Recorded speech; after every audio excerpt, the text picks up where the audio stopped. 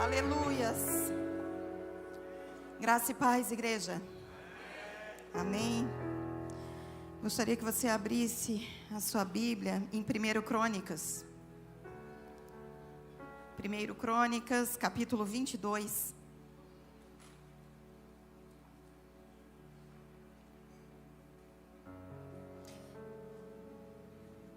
Se alguém conseguir me alcançar, dentro da minha bolsa tem meu óculos, por favor. No principal.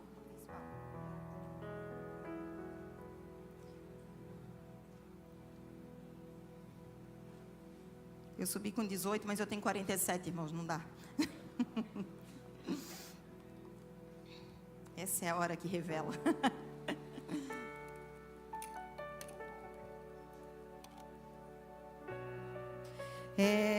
Primeiro Crônicas, capítulo 22, nós vamos ler um bom pedaço aqui.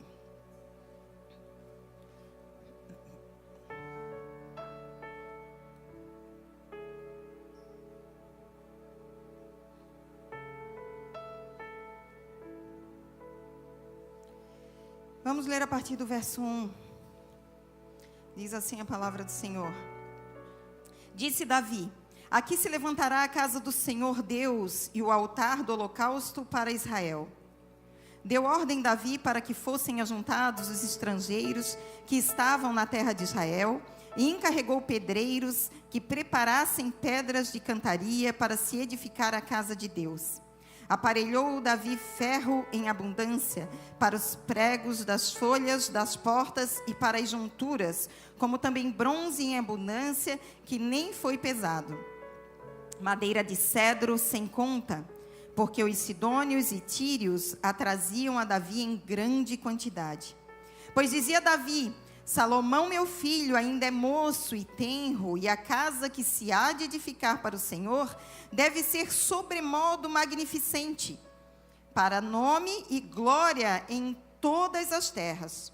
Providenciarei, pois, para ela o necessário. Assim o preparou Davi em abundância antes da sua morte. Vamos continuar ali o 6. Então chamou a Salomão, seu filho, e lhe ordenou que edificasse casa ao Senhor Deus de Israel. Disse Davi a Salomão: filho meu, tive a intenção de edificar uma casa ao nome do Senhor meu Deus, porém a mim veio a palavra do Senhor, dizendo: tu derramaste sangue em abundância e fizeste grandes guerras. Não edificarás casa ao meu nome, porquanto muito sangue tens derramado na terra na minha presença. Eis que te nascerá um filho, que será homem sereno, porque lhe darei descanso de todos os seus inimigos em redor. Portanto, Salomão será o seu nome. Paz e tranquilidade darei a Israel nos seus dias. Este edificará casa ao meu nome, ele me porá por filho e eu lhe serei por pai. Estabelecerei para sempre o trono do seu reino sobre Israel.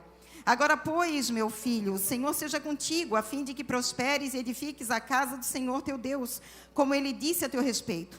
Que o Senhor te conceda prudência e entendimento, para que, quando regeres sobre Israel, guardes a lei do Senhor teu Deus. Então prosperarás, se cuidarás em cumprir os estatutos e os juízos que o Senhor ordenou a Moisés, acerca de Israel. Sê forte e corajoso, não temas, não te desalentes. Eis que penoso trabalho preparei para a casa do Senhor, 100.000 talentos de ouro e 1.000.000 de talentos de prata, e bronze e ferro, em tal abundância que nem foram pesados. Também madeira e pedras preparei, cuja quantidade podes aumentar. Além disso, tens contigo trabalhadores com grande número, e canteiros e pedreiros e carpinteiros e peritos em toda sorte de obra, de ouro e de prata, e também de bronze e de ferro, e se não pode contar, dispõe-te, pois, e faze a obra, e o Senhor seja contigo. Você pode sentar. Queridos, o Senhor ministrou ao meu coração essa palavra com, já vão colocar o card aqui, o preço de um legado. E para que você entenda, eu quero dizer para você aqui algo. Você simplesmente é um herdeiro e por isso você recebe algo. Porque você herdou, é um direito que você tem, tá? Agora no legado, você é um agente ativo, porque você recebe algo por responsabilidade. Você é responsável por aquilo que é deixado como legado sobre a sua vida. Quantos aqui já ouviram falar de grandes pessoas muito prósperas, grandes empresários, e que os filhos herdaram algo e colocaram tudo a perder? Isso é muito comum na sociedade, né? Diz assim, poxa, os filhos do fulano herdaram a empresa dele, coisa fantástica, próspera, e colocaram tudo a perder. Sabe por que isso acontece? Porque se tornaram agentes passivos da herança. Agora, sabe aquele que não vai falir o que os pais deixaram? É aquele que entende a responsabilidade do legado. Um pai, uma mãe deixa um grande negócio e, de repente, funcionários que falam assim, nossa, ele era uma pessoa incrível. Ele abençoava a vida dos funcionários, ele abençoava a vida das pessoas ao redor dele, ele montou ONG, ele montou isso e aquilo, fazia doações a hospitais. Aí vem um filho e dá continuidade a tudo isso. Entendeu o legado. E eu quero que você pense muito sobre isso essa noite, porque nós entendemos legado de uma forma que está certo, porém não está completo. E eu queria até ler, se você der aí uma busca na internet, você encontra isso aqui, ó. De onde veio a etimologia da palavra legado? Olha só as coisas que eu encontrei aqui. Generais de exército subordinados diretamente a um imperador ou procônsul.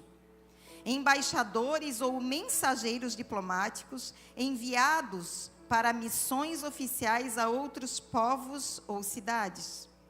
Representantes oficiais nomeados para governar províncias ou liderar negociações. Enviado, delegado, representante oficial.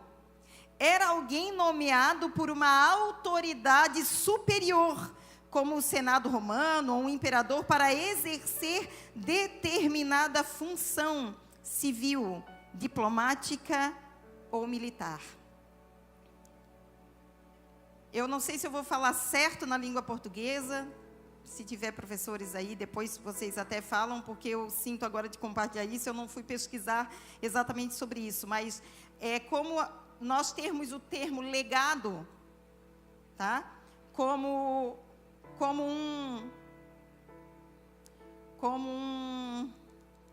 nós colocamos no nosso vocabulário o legado, aí os professores de português têm que me ajudar, como uma função. Eu queria dar um nome gramatical a isso, como um encargo, como uma função.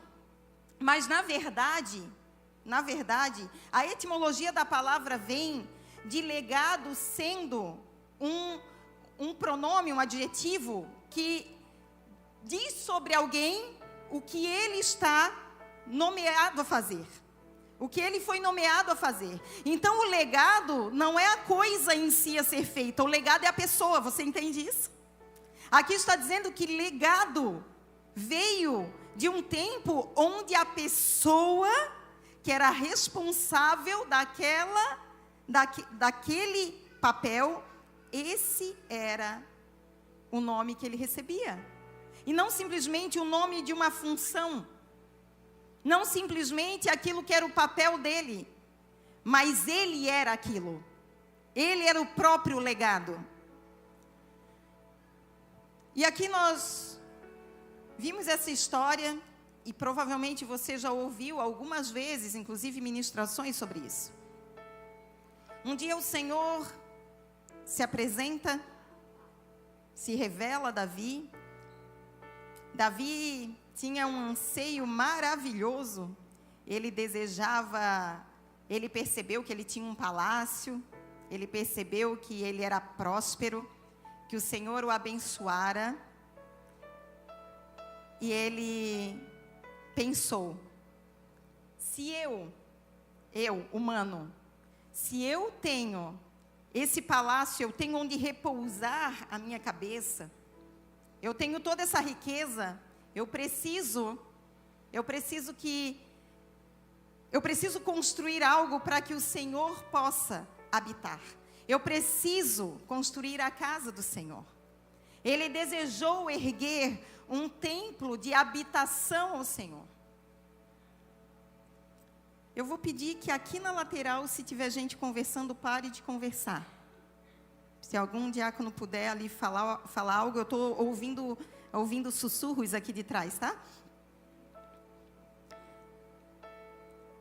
E Davi desejou isso ardentemente no seu coração.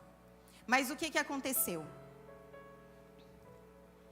O Senhor respondeu a esse anseio do coração de Davi de uma forma muito surpreendente, com certeza, para Davi. Provavelmente surpreenderia a mim e a você quando nós estivéssemos cheios de boas intenções diante do Senhor e Ele vem e dá aquele corte tramontina. E Ele disse assim: ó, Davi, não vai rolar. Tu derramasse muito sangue. Eu não posso permitir que tu construas esse lugar que tu queres construir. Não é esse o objetivo, não é esse o foco da mensagem, mas já houve outra oportunidade que eu falei que Davi foi um homem de guerra. Davi foi um homem de guerra. Mas eu creio que com essa palavra do Senhor para ele, Deus não seria injusto. E o Senhor mandou Davi em muitas guerras, muitas. Ele foi um homem realmente que teve grandes conquistas e todas, a princípio, entendemos que eram a mandado do Senhor mesmo, uma obediência dele ao Senhor. Mas quando o Senhor diz assim, ó, tu derramaste muito sangue, as tuas mãos têm muito sangue, Davi, tu não podes fazer essa obra. Eu entendo que é porque Davi lutou algumas guerras que não eram dele. Algumas guerras que ele se enfiou e achou que era o Senhor que havia mandado e não era. E quantas vezes eu e você fazemos a mesma coisa? Entramos em guerras, em batalhas, em situações, pensando que assim como em outras o Senhor estava conosco e o Senhor diz assim: não fui eu que mandei. Aí lá na frente a gente não entendia nada. E isso aconteceu com Davi. Mas o Senhor disse para ele, foi o que nós lemos agora. Ele diz exatamente assim, ó, eis que te nascerá um filho que será homem sereno, porque lhe darei descanso de todos os seus inimigos em redor. Portanto, Salomão será seu nome, paz e tranquilidade darei a Israel nos seus dias.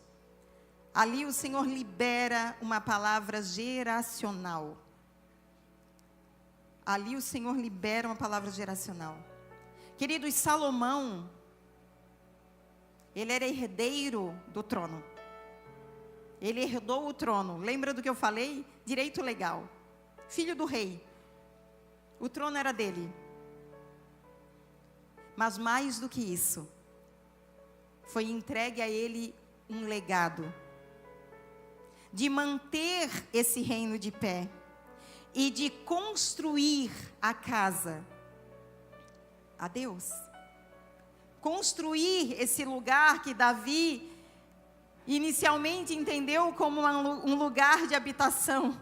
Mas depois veio Salomão, e quando Salomão construiu, ele disse assim: ó Senhor, eu sei que tu não vais habitar em um lugar onde mãos humanas construíram, mas se os teus olhos puderem estar voltados para esse lugar, já são suficientes. Se os teus olhos puderem olhar para o teu povo, se os teus olhos puderem estar dentro desse lugar e ouvir o clamor, ouvir o pedido de perdão pelos pecados, ouvir quando tiver a expiação dos pecados, se os teus olhos estiverem atentos ao clamor do teu povo quando eles entrarem nesse lugar, já é suficiente. Esse é o cenário dessa situação, onde Salomão, mais do que herdar um trono, ele se tornou o responsável por esse legado. E eu quero dizer para você, essa noite, que da minha vontade, Keila, da minha vontade, queridos, eu não estaria aqui nesse altar essa noite.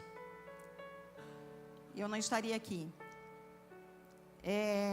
Quem teve na conferência de mulheres, ouviu na pregação, na segunda noite, quando eu ministrei, quem teve na conferência de mulheres, ouviu que eu falei algo.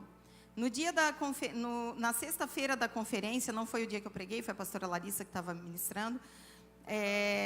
Na sexta-feira, eu saí, naquele momento só a pastora Wade estava sabendo disso, me acompanhando, mas eu fui fazer uma biópsia de um nódulo na mama.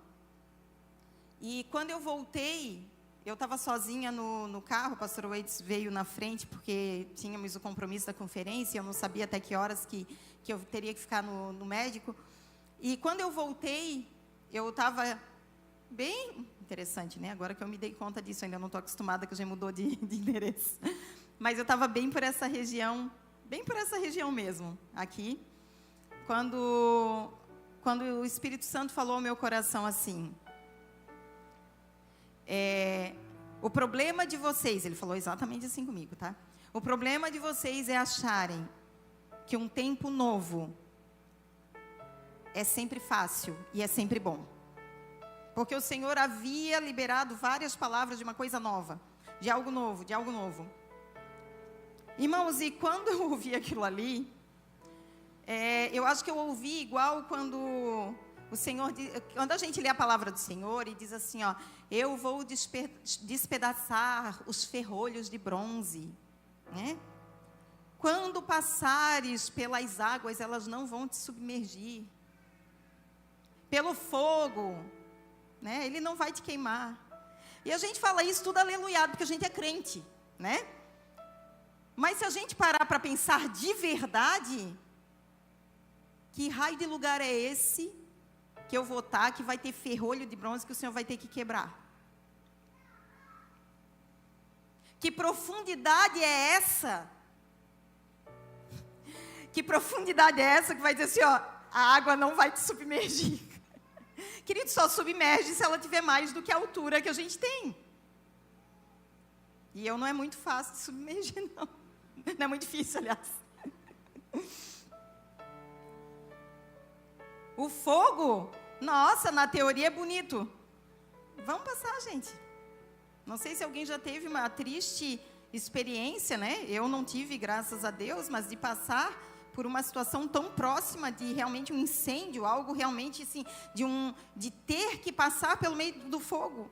Então nós olhamos muitas vezes na teoria determinadas coisas que na leitura da Bíblia e a gente acha assim maravilhoso, mas a gente não se dá conta, na verdade, que se isso for necessário é sinal de que a gente está sendo arrebentado. E o Senhor falou que não seria fácil, mas ok, veio conferência, veio a noite da ministração. E quando chegou no final de semana seguinte, precisamente, dia 16 de março, inclusive no dia 17 eu já estava indo embora a princípio, dia 16 de março, o evangelista Tiago foi me buscar para o culto das 19 horas em casa. O pastor estava na Inglaterra. E ele, dentro do carro, me disse assim, ó: pastora, o Senhor me entregou algo para Camila. Para Camila, quem por um acaso não sabe, é a nossa filha, está ali. Faz assim, Camila, isso. O Senhor me entregou algo para falar para Camila. E o Tiago está aqui, ó, o evangelista Tiago. Dá assim, Tiago, eu vou te conhecer. E eu disse, aí eu virei para ele delicadamente, como sempre, né, Tiago? Eu disse para ele assim, ué, entrega? Desse jeito. Não perguntei do que se tratava. E o culto do dia 16 de março, ele foi um mover sobrenatural. Foi algo assim, lindo que o Senhor fez. Pegou assim aquele final de louvor assim, pegou fogo na igreja. E naquele momento, muita gente sendo ministrada, aquela glória, aquele poder de Deus. E nesse momento, o Tiago ele vem, chama a Camila e ele diz assim, pastor, eu vou entregar o que o Senhor falou. Aí, e ele disse assim, e eu queria que a senhora estivesse junto, ele disse para mim. E ali, no meio daquele mover todo sobrenatural, ele entregou que o Senhor estava passando a capa do meu pai, do avô da Camila, para Camila. E que estava dando para ela a porção dobrada de autoridade que tinha na minha vida, na vida dela. Aí, o Senhor meu Deus, Ele nos surpreende demais. Isso foi tudo durante o final do louvor. Houve a pregação da palavra. E ao final, a diaconisa Lívia Araújo, eu não sei se ela está por aqui, ela veio me entregar, ela faz os acessórios de cabelo das meninas da dança daqui de Manchester, o Senhor falou com ela trabalha com isso, e ela ofereceu para fazer todos os acessórios do Ministério de Dança.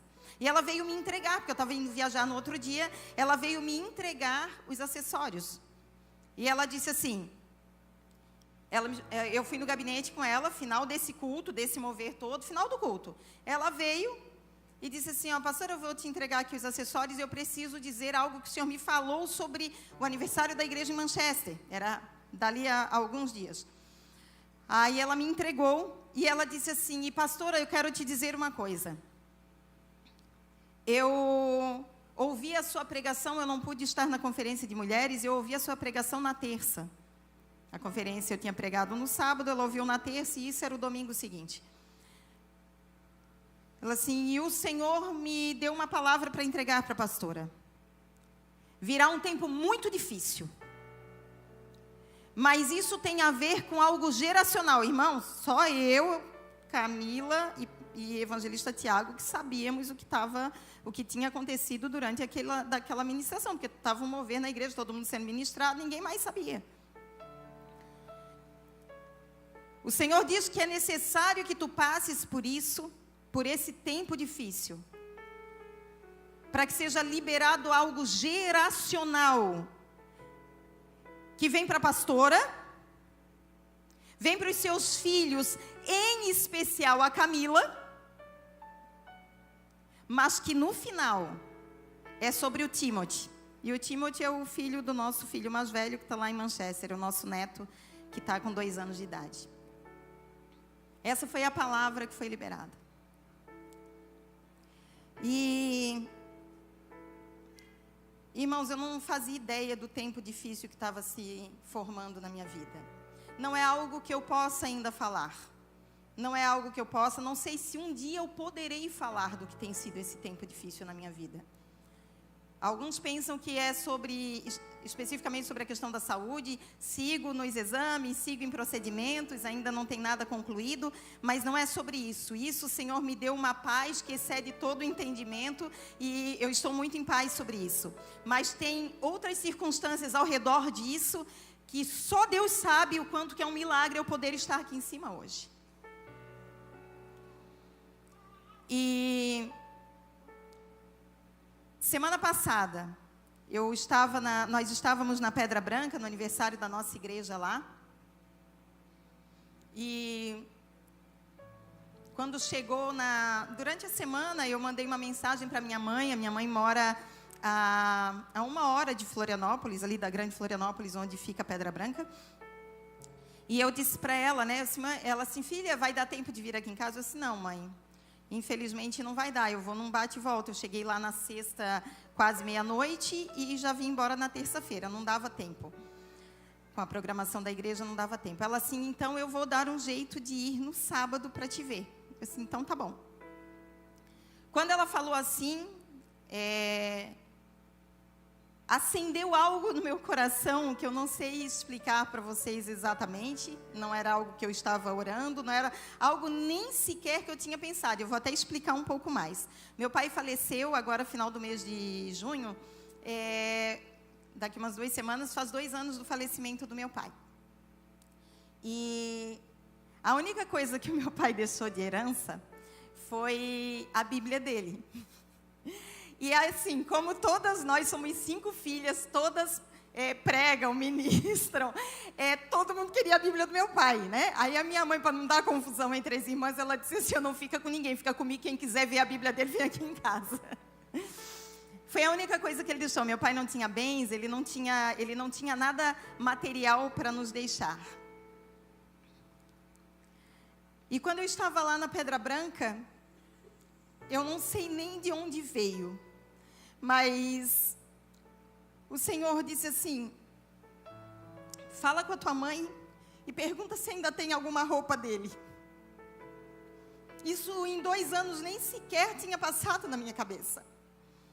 Aí eu perguntei para minha mãe, né? Eu disse, mãe, eu sei que a mãe já deu as coisas do pai e tal, mas sobrou alguma coisa, alguma camisa dele sobrou? Aí ela assim, minha filha, a mãe realmente deu bastante coisa. Mas ainda tem alguma coisa aqui. Eu assim, mãe, eu queria muito que a mãe me desse uma camisa do pai. Aí ela assim, filha, aí ela gravou um áudio chorando. Ela não sabia nada disso. Aliás, quase ninguém sabe de tudo isso que eu estou falando para vocês aqui hoje. Eu sou uma pessoa extremamente reservada com a minha vida pessoal e a minha vida com Deus. Extremamente. Mas eu sei que o Senhor está me levando a um novo tempo. E eu disse para ela, então, que eu queria... Se ela tivesse, eu queria muito a camisa. Ela mandou um áudio chorando, e a minha mãe não chora mais pelo luto do meu pai. Foi no primeiro ano que foi um pouco mais difícil, assim, mas ela foi logo, né, depois ela já começou a se recuperar bem e tal. E as últimas vezes que a gente fala com ela sobre o pai, alguma coisa assim, ela não tem mais isso, assim, de chorar por tal. Ela está bem consolada pelo Espírito Santo. Foram 58 anos de casado, né, gente? Então, assim, é muito apego, é muita coisa. E ela mandou um áudio chorando e disse assim, filha, a mãe não sabe para que tu queres a camisa. Mas a mãe só quer te pedir uma coisa. Nem que tu só vistas por cima de ti. E depois tu dá para alguém, se é esse o teu propósito. Mas eu quero liberar sobre a tua vida, que aquilo que o teu pai carregava esteja sobre ti. Ela não sabia nada desses pormenores. E isso foi semana passada, e ela esqueceu de entregar para mim no sábado, que ela foi lá na Pedra Branca, mas ela deixou com a minha irmã, e a minha irmã me entregou nessa última segunda-feira. E essa camisa aqui é a camisa do meu pai. E o meu pai, ele era um pregador do Evangelho, ele era um apaixonado por Cristo. Ele era um homem que, com todos os defeitos, e não eram poucos, ele nos ensinou um amor extraordinário por Deus. Ele não deixou herança, mas ele deixou um legado da presença do Senhor, do Senhor, do temor à palavra.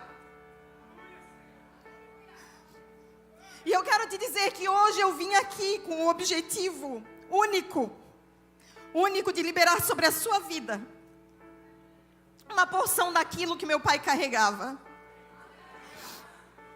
E talvez você diga assim, mas eu nem sei o que ele carregava, pastor. Queridos, o meu pai provavelmente precisaria de um estádio de um tamanho bastante razoável na atualidade para comportar todas as pessoas que ele foi usado para curar. Ele tinha o dom de cura como hoje, no Brasil pelo menos, eu desconheço quem carregue. Só que o meu pai, ele era de um tempo onde, glória a Deus, não tinha internet, não tinha redes sociais, não tinha um smartphone para gravar, não tinha uma câmera para gravar. Eu tive a oportunidade de, por vários anos, ir até os lugares onde ele pregava e pessoas eram curadas. Pessoas eram curadas de forma sobrenatural. Cânceres, muitas curas. Doenças de todas as espécies. O Juninho há poucos dias, não sei nem se ele falou desse testemunho, se ele chegou a falar, mas o Juninho há poucos dias me perguntou, ele disse, a mãe lembra com detalhes aquele testemunho tal que o vô falava? Eu assim, lembro, filho, eu lembro. Ele orou por uma jovem na UTI, e ele foi chamado lá, ele não fazia ideia de quem era, ele foi chamado na UTI para orar por essa jovem, e ele não soube explicar, também não sei se disseram para ele o que era, mas ela tinha toda a pele do corpo, toda inferida, toda, absolutamente tudo, não havia nenhuma parte sã da pele dela. E eles estavam aguardando só que ela realmente, assim, que os órgãos parassem, porque não havia mais o que se fazer para essa jovem. E levaram ele até esse quarto de UTI, e lá ele orou por essa jovem. E ele falou que passou o tempo, naquele tempo não tinha um WhatsApp para passar a mensagem, para dizer de algo que tinha acontecido. Ele passou, não sei se foi cerca de 3 meses que ele fala, mas ele foi pregar naquela tal cidade, onde ele tinha orado pela jovem. E ao final do culto, os irmãos chamaram ele para ir jantar na casa de um dos irmãos, não sei se era do pastor local. E quando eles estavam assim, ainda na frente da casa, diz que tinha muita movimentação do pessoal da igreja e tal. Aí o pastor disse assim para ele, o senhor está vendo aquelas jovens que estão vindo lá? Aí ele disse que tinham 3 jovens caminhando assim em direção à casa. O senhor está vendo lá? Ele disse assim, sim. Aí quando elas foram se aproximando mais, ele disse assim, o senhor reconhece alguém? Ele disse, não reconheço. Tem certeza? Aí elas chegaram bem próximas, disse, senhor, olhando para elas aqui, o senhor não reconhece nenhuma delas? Ele disse, não, eu não reconheço, não. Aí ele disse assim, essa daqui é aquela jovem que o Senhor orou na UTI. Ela estava completamente curada, sem nenhum nível de cicatriz na vida dela. Completamente curada. Chega a ser injusto eu dar um testemunho de centenas e centenas, que se meu pai tivesse aqui nesse altar, ele poderia contar. Esse foi o legado. E eu quero te dizer que é por isso que eu não neguei estar aqui em cima hoje. Porque se fosse uma herança, era mais fácil. Mas um legado me traz a responsabilidade de continuidade sobre aquilo que o Senhor confiou à minha família. E eu quero te perguntar essa noite, Talvez você não tenha o privilégio que eu tive, eu sei que foi um privilégio do Senhor, de ser quarta geração de evangélicos por parte de pai. Como eu já falei outras vezes, queridos, eu não conhecia o mundo, glória a Deus por isso. Eu não sei o que é uma balada, eu não sei o que é ficar de ressaca, eu não sei o que é experimentar um cigarro, bebida alcoólica, eu não conheci nada disso, nada. Eu sou a crente de crente de crente mesmo, que nem se quiser desviar não consegue. Não sabe desviar. Sou eu. Que eu não conheço outro mundo a não ser esse, da igreja do Senhor. De servir ao Senhor, de estar na casa do Senhor, de orar, de ler a Bíblia, de buscar o Senhor, de pensar o que o Senhor tem para fazer nas próximas horas, dias, meses, anos, gerações. Eu não sei viver outra coisa. Eu realmente não sei. Aí talvez você pense assim, nossa, mas então, tipo assim, apareceu até aquele X vermelho na sua mente, assim, dizendo assim, ó, e eu, o que vai ser de mim então? Né? Você pode estar pensando aí, ó, e eu, o que vai ser de mim? Que sou a primeira a aceitar Jesus na minha casa. Sou a primeira evangélica. Se você não se importar, se você se importar, não precisa levantar a mão. Mas quem aqui é o primeiro, assim, o primeiro da sua geração aí de família que se converteu? Quem é? Olha isso. Olha isso. Obrigada. Eu tenho uma triste notícia para te dar. Se você é o primeiro, significa que todas as gerações para trás de você negligenciaram ao chamado do Senhor na vida deles. Aí o inferno vem com força em cima de você, e você não sabe nem por que é. Eu quero te dizer, porque você tem uma responsabilidade de ativar um legado que ninguém ativou nas gerações antes de você. E que está todo sobre a sua vida. Não pense que tudo isso aqui que eu contei, você diz assim, que especial o que Deus faz na vida da pastora. É sobre todos nós. É sobre todos nós. É sobre cada um de vocês. E um dia, isso eu falei na conferência, se eu não me engano, de jovens, ano passado aqui. O evangelista Tiago veio, interessante, né? Tinha sido antes da conferência de mulheres. Ele veio me entregar uma palavra dizendo que o Senhor tinha falado para ele que as promessas que ele tinha feito sobre mim ao meu pai, ele falou assim, que as promessas que o Senhor falou ao seu pai, ele vai cumprir. Aí eu, fui na minha mãe, perguntei assim, mãe, nunca perguntei esse tipo de coisa. Mãe, a mãe lembra de alguém ter liberado uma palavra sobre a minha vida, assim, específico, alguma coisa que a mãe lembra, assim, que isso, tal coisa, vou fazer isso, fazer aquilo, né? Aquelas profecias que a gente gosta de receber. Minha mãe assim, olha, filha, se alguma coisa que Deus tenha falado com o pai sobre isso, ela assim, filha, a mãe não lembra de nada sobre isso, que a mãe lembre, não. Só se o teu pai sabia de alguma coisa, mas eu acho que não. Aí eu fiquei com aquilo ali, assim, poxa, por que o Senhor disse que ia cumprir aquilo que Ele falou para o meu pai? Eu assim, meu Deus, o que é? E com o passar do tempo, algumas semanas, o Senhor falou ao meu coração, Ele assim, tu não entendesse o que eu entreguei. O que eu falei não foi da forma com que tu entendesse, achando que alguém ia... que alguém tinha falado para o teu pai. Eu estou dizendo que tudo aquilo que era para a vida do teu pai e ele não completou, eu vou completar na tua vida.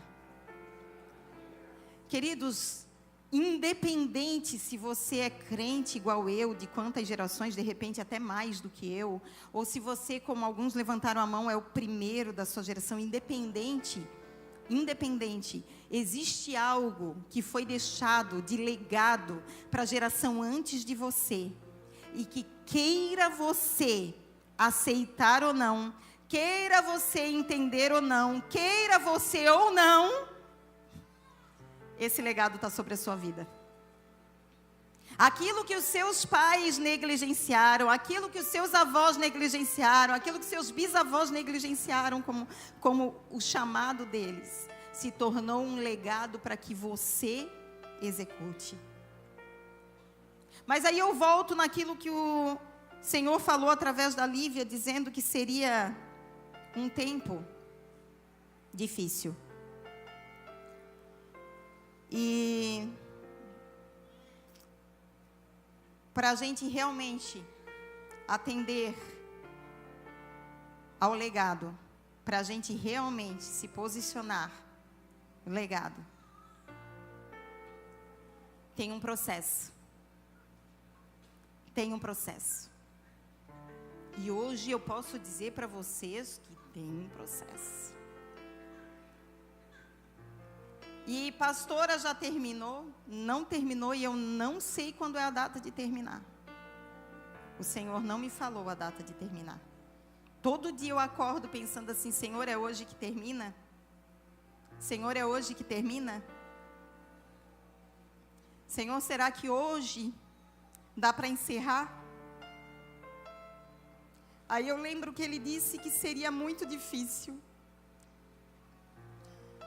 E eu disse para algumas pessoas no começo desse processo, eu disse assim: eu preciso ser aprovada pelo Senhor.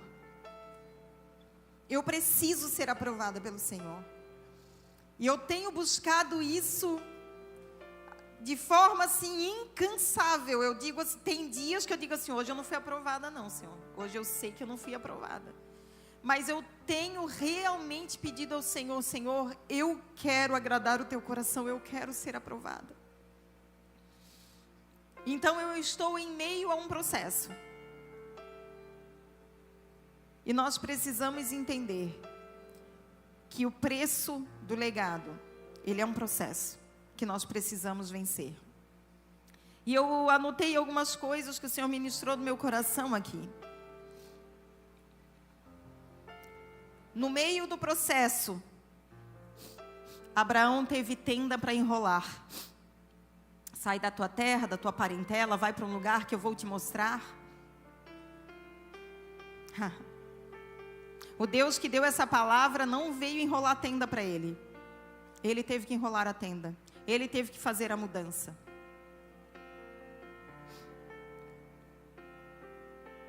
Tem que administrar cárcere, como José.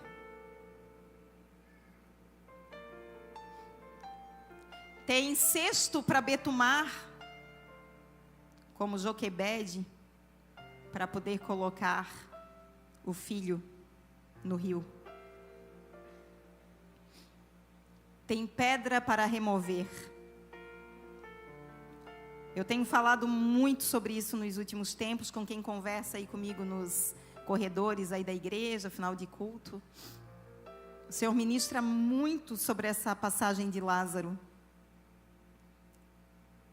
Ele diz: remova a pedra. Eu digo assim: meu Deus, o nosso Deus, ele precisava pedir para remover uma pedra?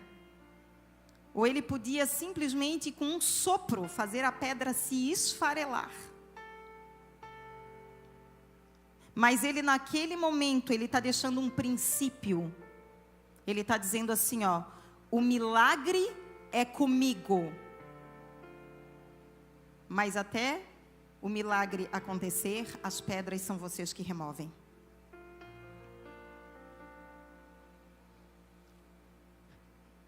Tem que pedir vasilha emprestada para multiplicar o azeite.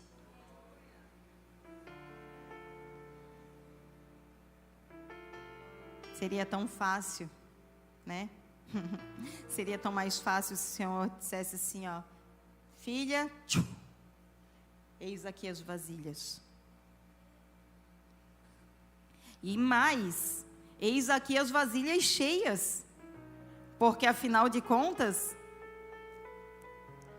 não sei como essa passagem ministra você, mas o grande desafio ali era que, vamos supor aqui que essa minha bombona aqui de 20 litros de água. Aqui está o azeite.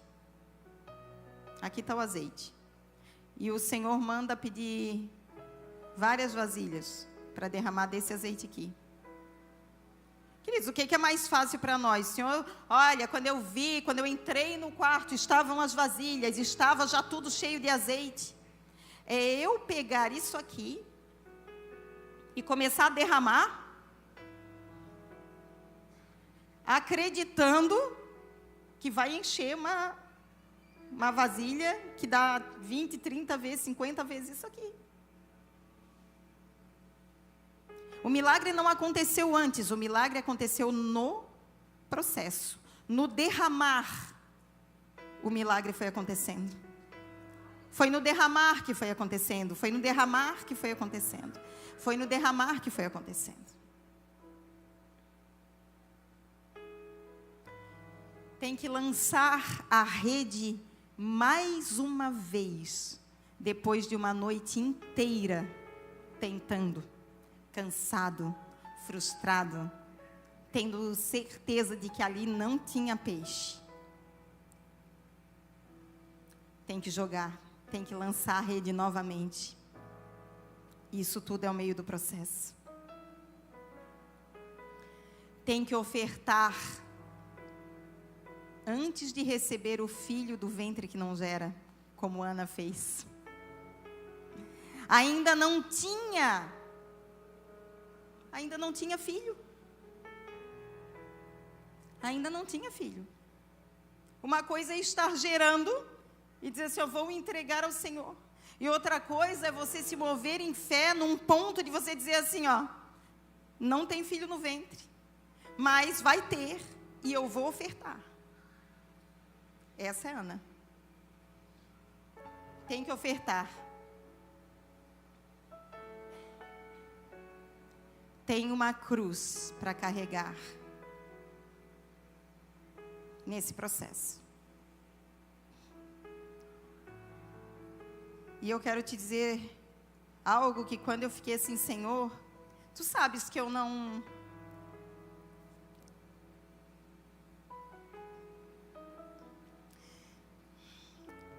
Senhor, tu sabes que eu não tenho condições, por mim, de subir nesse altar para pregar. O Ministério de Louvor pode subir. Tu sabes, Senhor.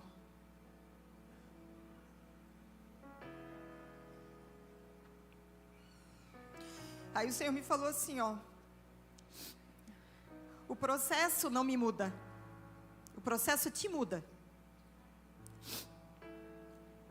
Porque Deus não tem depressão. Deus não tem síndrome do pânico. Deus não tem medo de diagnóstico. Deus não tem medo de dívida. Deus não tem medo de medo. Deus não tem sombra de variação. Quem tem tudo isso somos nós. Sou eu e você, mas Deus continua no mesmo lugar. Continua sendo o mesmo Deus que liberou uma palavra sobre a sua vida. Esse é o Deus que nós cremos. Esse é o Deus dos meus pais. Esse era o Deus dos meus avós e dos meus bisavós. Ele continua sendo o mesmo ontem, hoje, vai ser eternamente. Ele não depende da minha saúde.